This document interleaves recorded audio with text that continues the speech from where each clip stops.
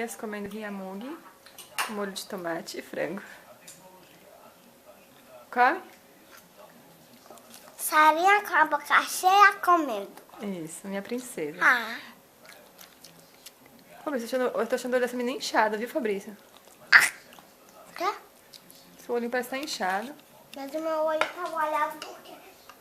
Ele não tá molhado, sabe por quê? Porque eu chorei naquela hora. Ah, tá. Olha lá, filha.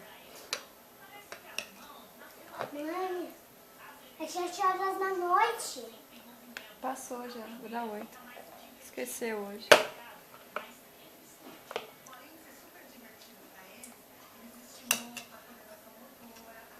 Tá gostoso, Tico?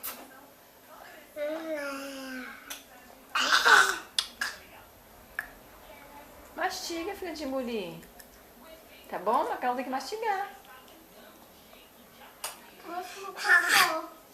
Aí, eu imitando você. Assopra a comida, filho. Aí, tá vendo? Você viu, Fabrício?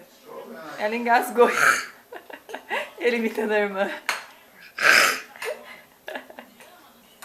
Ei, Gueguezinho. Engole a comida. Não, a bagunça não. Para. Você sabe onde? Você sabe onde? Quem que foi que... Você sabe onde? Quem que é que foi que passou para ponto? Sabe? Quem? Fala pra mim. Fala. Fala, que foi isso não. Ah, filho. Nem eu sei.